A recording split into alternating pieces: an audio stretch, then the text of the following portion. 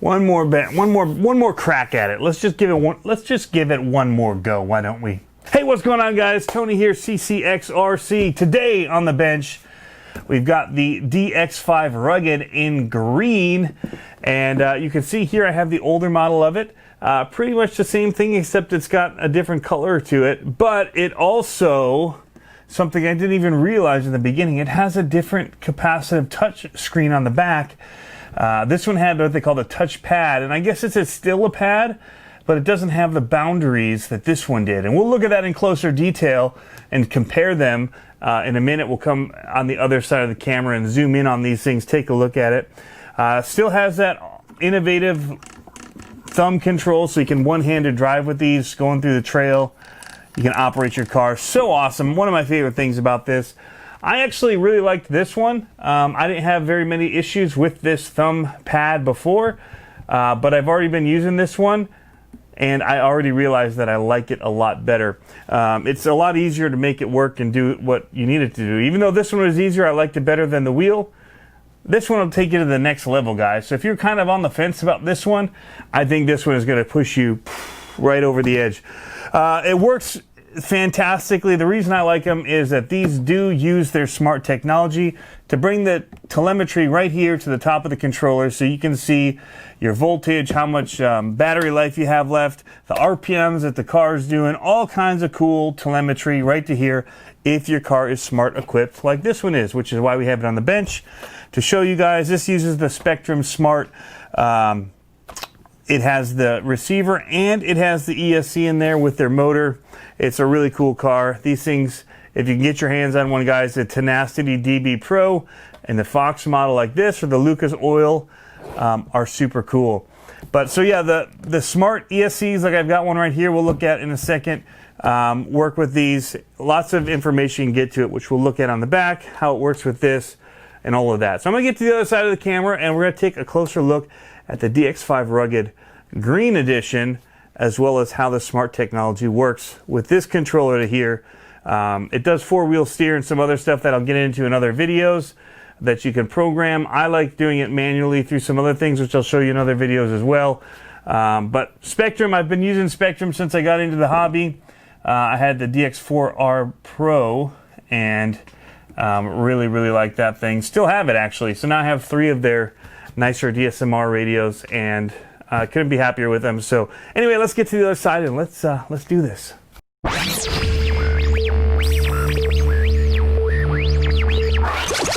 Alrighty, guys, so you have just opened up the box to your glorious DX5 Rugged Pro that you have here.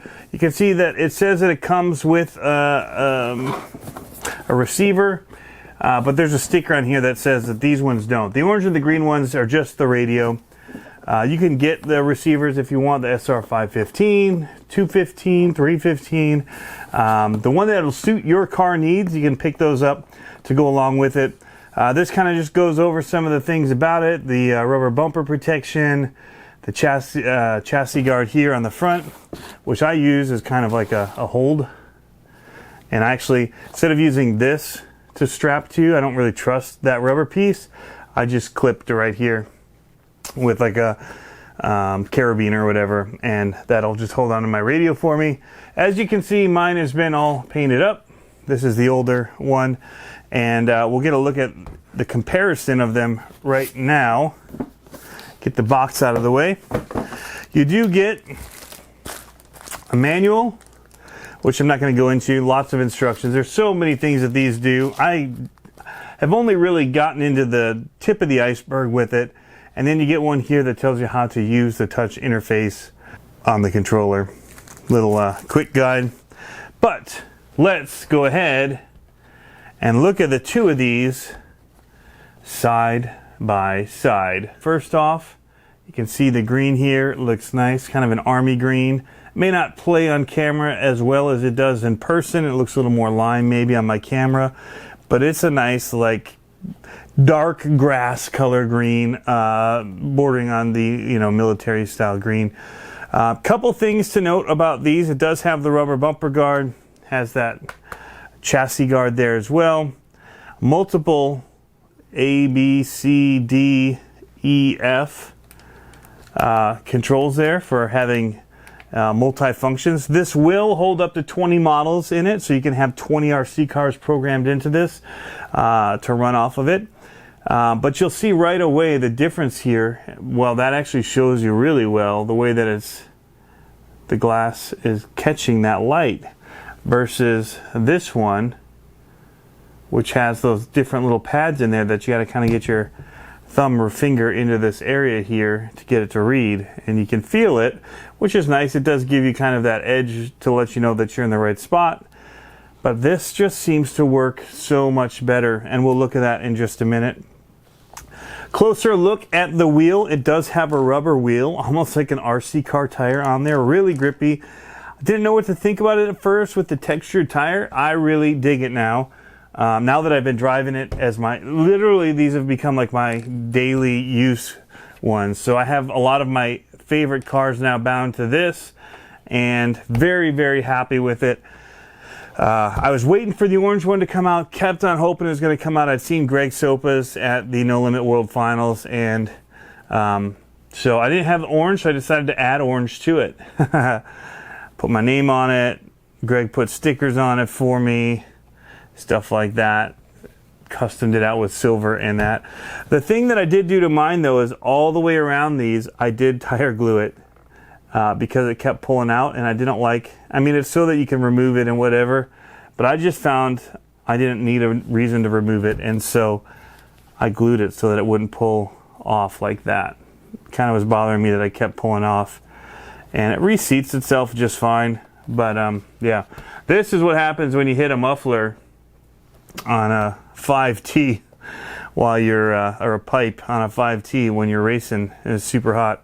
So differences in these, we'll power them both on, show you guys just how easily they go through the menus. Pretty much the same thing here, and we'll start with the other one. So you push in here to go into the menus, and then you can scroll down.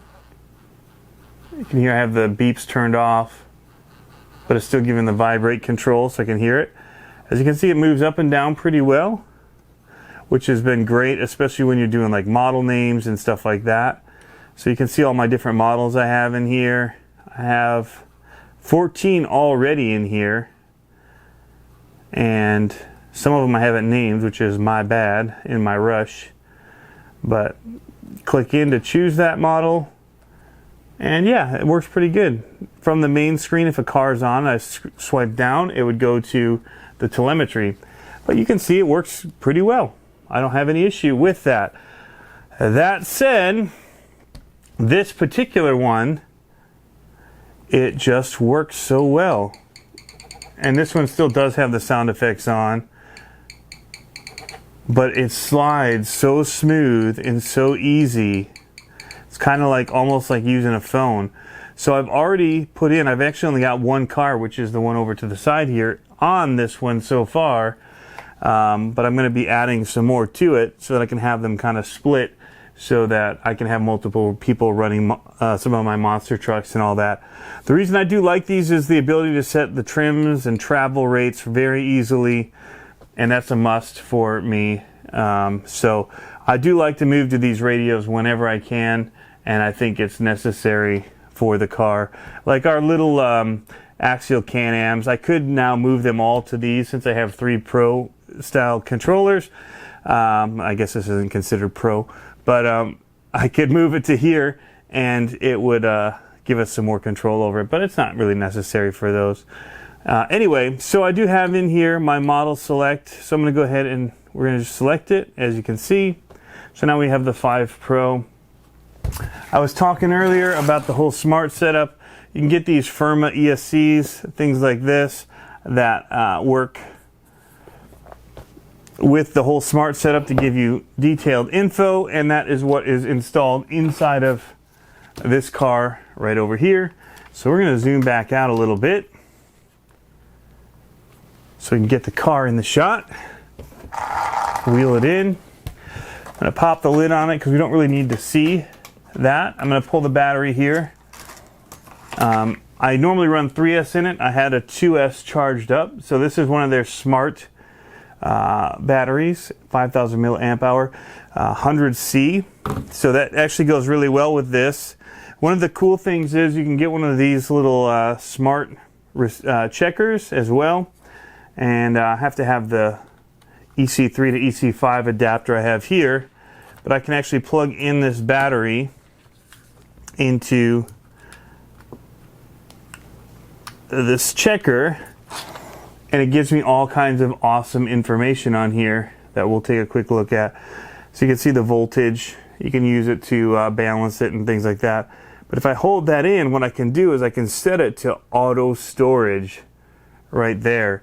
And that is my favorite thing about these batteries. So if I charge this up and I don't end up using it, it will discharge itself back to LiPo storage mode. And that storage voltage is 3.8 volts. So after 240 hours, so basically 10 days, if I haven't used this battery in 10 days, it will discharge itself back into storage mode. And you can set that to whatever hours you want or turn it off. You could set it to just 48 hours. I should probably do 96, would probably be better. If I don't use it within 96 hours, it should be in storage mode. So I can go ahead and program this one like so. And that means that I basically have 4 days to use it, which is more than you really should leave it charged, but it's just a safety feature that's just so awesome about these batteries. And I love it. So we can go back down here, and if we just quickly tap in, you can see you can use USB charge, so you can plug in your phone, charge it from this, using this as a USB charger. Really neat. If you're out at the track, you can use it as a servo tester and plug in your servo right there and do servo testing. You can balance your cells in it right here, and it'll go ahead and it'll work on balancing out the cells in this battery. They're just a little bit off, but it will balance them, which is pretty cool. You can also see the voltage and the temperature of the battery over on the side there. Really, really cool. That's one of the things that I'm really digging about this. You can set your low voltage alarms in here, so when you're driving, it'll set off an alarm for you. But yeah, that's a quick look at that. That's just a quick, not going to go into all the different features of this, but gives you a quick look at it. So in here we do have the 130 amp ESC, which I just showed you the box for, which I got to put in my SMT10s. Running the Spektrum motor, Spektrum servo, and it has one of their surface receivers right here. That is a smart receiver. Has a little bind button you just push here if you want to bind it over to your controller. Really simple process to do. So I have mine bound over, but if you are somebody that were to just buy this, what you do is we're going to plug this in like so. All right, so when I turn on the car, there's this little button right here. I'm going to hold that in as I power on the car on the other side. When it's flashing like this, you know that you are in the bind mode. So what I'm going to do on the controller now is I'm going to go ahead and hit OK, which will take us into the menu system, and we're going to scroll down to the bind frame, which, wow, I landed right on it. Go right down here to bind, select that, and it will bind us up.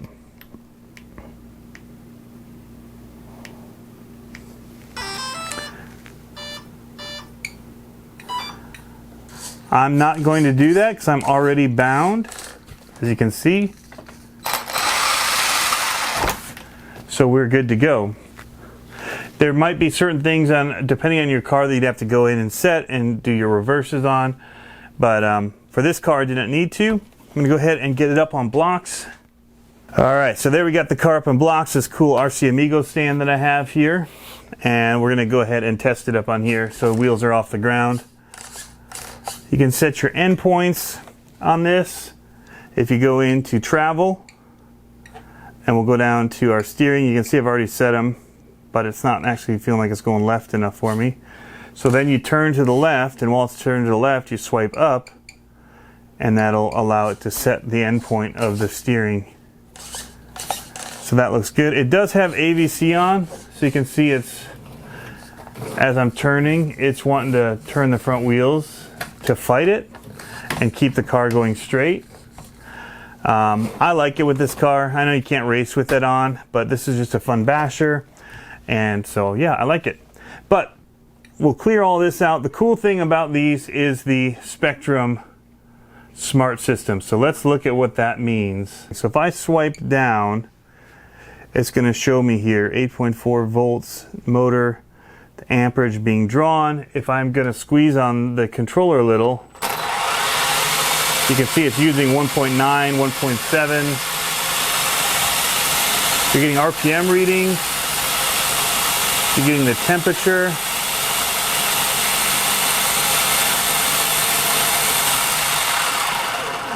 So that's pretty slick. That's the telemetry in it. Here's the battery info. Amps being used. The temperature of the battery. Kind of thing. So here it is again, showing the voltage in the cells, how many cycles this battery's used, the temperature. And then here we go with the RPM, motor output, throttle percentage, things like that. You can see how hard you are on the throttle. Like I'm at 10% right now. Output's 8%. Volts are 8.4, 8.3. Motor is using 1.9 amp, 1.5. So that's the ESC reading. I left the other controller on. Here's the other reading that I have set up on here is the volts and the speed that it is doing. And you set that up inside of the telemetry. Per car, you have to set up how many poles it is, the rollout and things like that, and it'll give you a pretty accurate speed. Now, we're not actually traveling anywhere, so this speed is basically reading the RPMs and the different things from the motor to give us a basic speed estimation.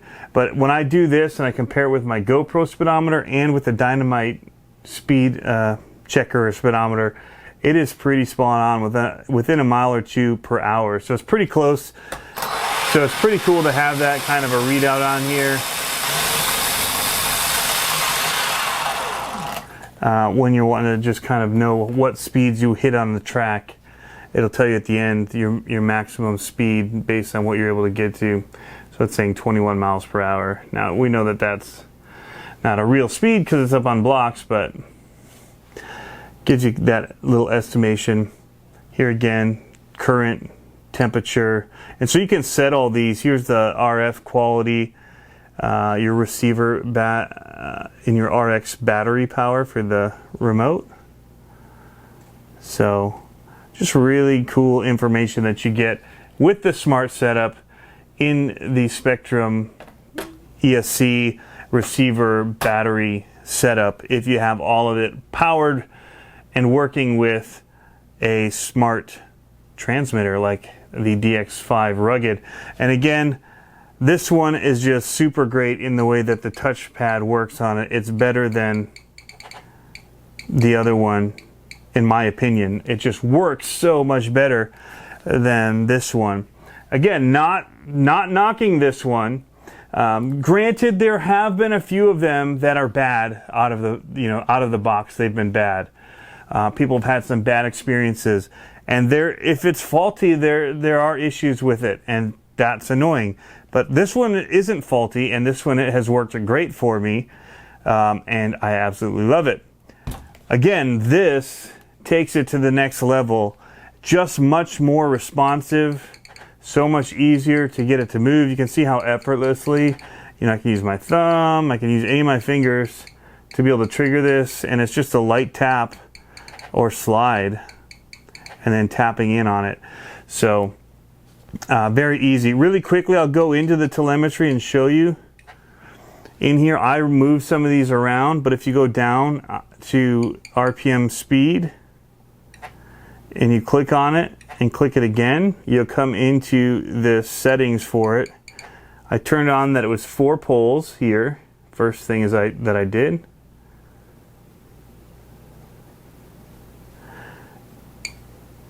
Next, I set my rollout, and I told it that I wanted the display to show speed instead of RPM. So you can choose.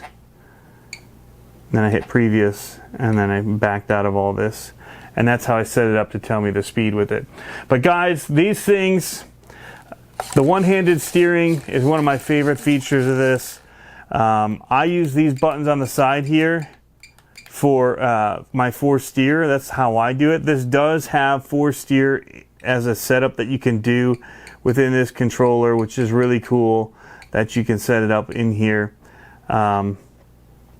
But again, if you're looking for you know, a next level Spektrum radio from what might come with one of your kits, I highly recommend this. The smart features are awesome.